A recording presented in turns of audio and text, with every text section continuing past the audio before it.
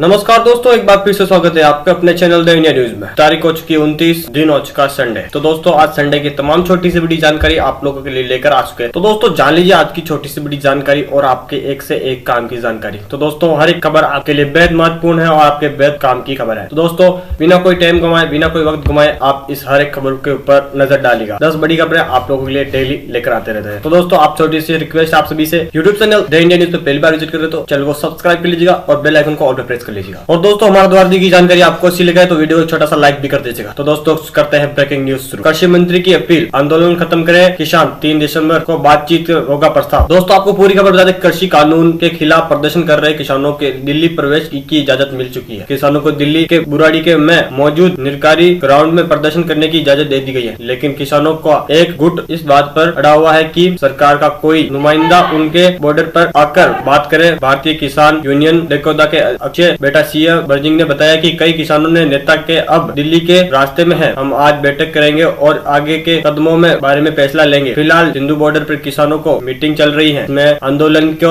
आगे की रणनीति तैयार की जा रही है। इस बीच कृषि कानूनों को विरोध दिल्ली मार्च कर रही है। किसानों के केंद्रीय कृषि मंत्री नरेंद्र सिंह तोमर ने किसानों का आंदोलन खत्म करने की अपील की है। तोमर ने आंदोलन किसानों का 3 दिसंबर के बीच बातचीत का प्रवेश किया है। अगली खबर बता दें, पीएम मोदी पहुंचे हैदराबाद, कोरोना वैक्सीन सेंटर का करेंगे दौरान। देश में तेजी से बढ़ते कोरोना वायरस के संक्रमण के बीच अब कोरोना वैक्सीन को लेकर चर्चा चल रही है। हर कोई कोरोना वैक्सीन को बेसब्री से इंतजार कर रहा है। प्रधानमंत्री नरेंद्र मोदी कोरोना वैक्सीन पर लगातार नजर बनाए रखे हैं। इस कड़ी आज प्रधानमंत्री हैदराबाद पहुंचेंगे। पीएम यहाँ कोविड वैक्सीन सेंटर का जायजा लेंगे। हैदराबाद के पीएम आज पुणे और हैदराबाद वैक्सीन सेंटर का भी दौरा करने वाले हैं। प्रधानमंत्री कार्यालय की ओर से बताया गया है कि पीएम मोदी आज 3 कोरोना वैक्सीन सेंटर का दौरा करेंगे। पीएम विज्ञापनों का साथ चर्चा कर वैक्सीन की तैयारियों, सम्मान अपने वाली चुनौतियों को प्रयास का खात्मा करने की तैयारी में संबंधित जानकारी हासिल करेंगे। एलपीजी सब्सिडी को लेकर सरकार का आया बड़ा फैसला, बयान, 7 करोड़ ग्राहकों को पड़ेगा सीधा असर। भारतीय पेट्रोलियम कॉर्पोरेशन लिमिटेड में सरकार अपनी हिस्सेदारी बचाने वाली है। ऐसे में पीबीसीएल एलपीजी गैस का इस्तेमाल कर रही है। 7 करोड़ से ज्यादा ग्राहकों को मन में सब्सिडी को लेकर कई सवाल चल रहे हैं। इस सवाल को लेकर केंद्र सरकार की ओर से स्पष्टीकरण जारी किया गया है। केंद्रीय मंत्री धर्मेंद्र प्रधान ने शुक्रवार को कहा कि बीपीएसएल के निजीकरण के बाद भी उसके उपभोक्ताओं को रसोई गैस सब्सिडी मिल रही है। बता दें कि सरकार तेल विपणन कंपनियों को Indian Oil Corporation LOC, BPCL और Hindustan Petroleum Corporation Limited HPCL के उपभोक्ताओं को सब्सिडी देती है। जुलाई सितंबर तिमाही में जीडीपी ग्रोथ रेट 7.5% है। आर्थिक मंदी की और देश लगातार 2 तिमाही में आई जीडीपी में कमी। भले ही जीडीपी में गिरावट पिछले तिमाही से कम हो, लेकिन लगातार 2 तिमाही जीडीपी में कमी आने से देश मौजूद वर्ष का पहली तिमाही में टेक्निकल रिसेशन के दौर पर चल रहा है। यानी सरकार ने आधिकारिक तौर पर मंदी की स्वीकार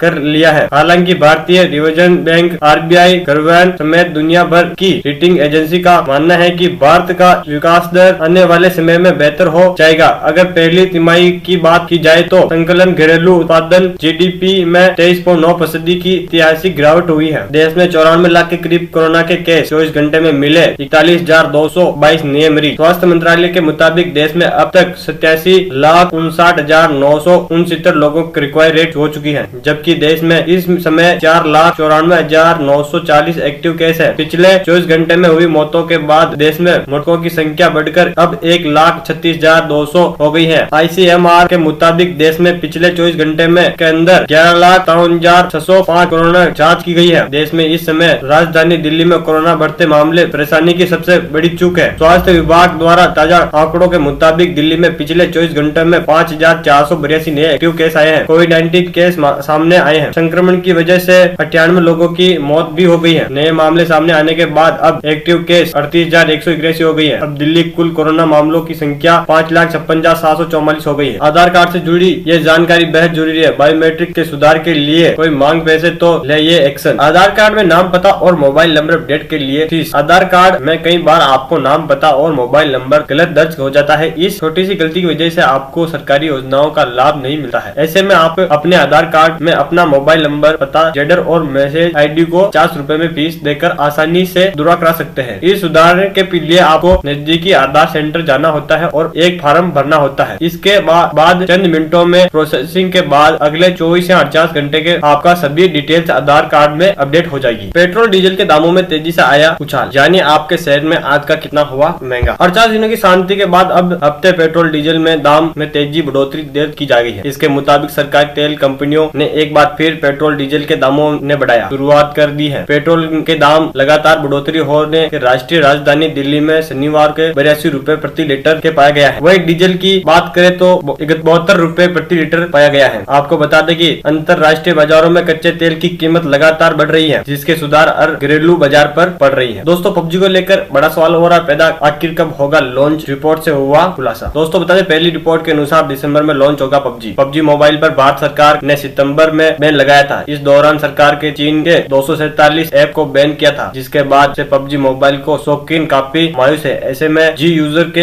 एक रिपोर्ट के दावा किया गया कि पबजी मोबाइल भारत में दिसंबर के पहले सप्ताह में लॉन्च किया जाएगा। जी न्यूज ने के अनुसार कंपनी रजिस्ट्रेशन को सरकार से मंजूरी मिली है। मीडिया रिपोर्ट के कहा गया है कि मिनिस्ट्री ऑफ कंप्यूटर ऑफिसर को वेबसाइट पर पबजी मोबाइल नाम की कंपनी लिस्टिंग में और रजिस्टर्ड कंपनी के तौर पर दिख रही है। ऐप के दावा किया जा रहा है कि पबजी मोबाइल इंडिया दिसंबर के पहले हफ्ते में लॉन्च किया जाएगा। रेलवे ने राजधानी शताब्दी समेत कई ट्रेनों का समय बदला। यहाँ चेक करें नए ट्रेन का टाइम टेबल। एक ट्रेन नंबर 02951 मुंबई सेक्टर नई दिल्ली राजधानी स्पेशल एक्सप्रेस प्रतिदिन 1 दिसंबर 2020 से मुंबई ट्रेन नई दिल्ली राजधानी स्पेशल एक्सप्रेस ट्रेन नंबर 02951 समय 5 बजे चलेगी। पहले यहाँ 5:30 बजे चलती थी। अब ये ट्रेन बिरावली स्टेशन पर ही रुकेगी। मुंबई सेंट्रल से चलकर ये ट्रेन बिरली, सूत्र, बड़ोदरा, रतलाम और कोटा में रुकेगी। राजधानी दिल्ली में ये ट्रेन सुबह 8:32 पर पहुंचेगी। इस प्रकार ट्रेन नंबर 02952 नई दिल्ली से मुंबई के लिए समय 16:55 पर चलेगी। रिवाइज टाइम टेबल के अनुसार ये ट्रेन कोटा, रतलाम, वडोदरा, सूत्र और बिरौली रुकेगी। ये ट्रेन मुंबई सेक्टर में सुबह 8:35 पर पहुंचेगी। अच्छी खबर, खाने के तेल में हो सकता है सस्ता, केंद्र सरकार ने उठाया ये कदम। जान लीजिए दोस्तों पूरी खबर। सरकार ने पाम ऑयल पर इसलिए बढ़ाया था आयात शुल्क। आखिर भारतीय खाद्य तेल व्यापारी महासंघ राष्ट्रीय अध्यक्ष शंकर टेगर ने बताया कि इस पिछले सरकार की मैसिक तेलना का उत्पादन करने वाले किसानों को अपनी फसल को अच्छे दाम मिल रहे थे, लेकिन भारत ने अंदर तिलहन का उत्पादन करने वाले भारतीय आबादी की सिर्फ 2% ही, इसलिए हमने महंगा रखी थी कि 98% जनता का कोई इस महामारी के वक्त इतनी महंगा दामों पर तेल की खरीद बचाने के लिए आयात शुल्क जल्द से जल्द कम करना चाहिए। और इस तरह हमारी इस मांग पर केंद्र सरकार ने सकारात्मक विचार का अति शुल्क क्रूड फॉर्मुलेशन पर 37.5% कम किया है और 27.5% कर दिया है। तो दोस्तों आज के दिन में बस इतना ही, मिलते हैं अगले दिन। दोस्तों आप सभी से छोटी सी रिक्वेस्ट करेंगे, चैनल में पहली बार विजिट करते हैं चैनल को सब्सक्राइब कर दीजिएगा और वीडियो हमारे द्वारा दी जानकारी आपको अच्छी लगी तो वीडियो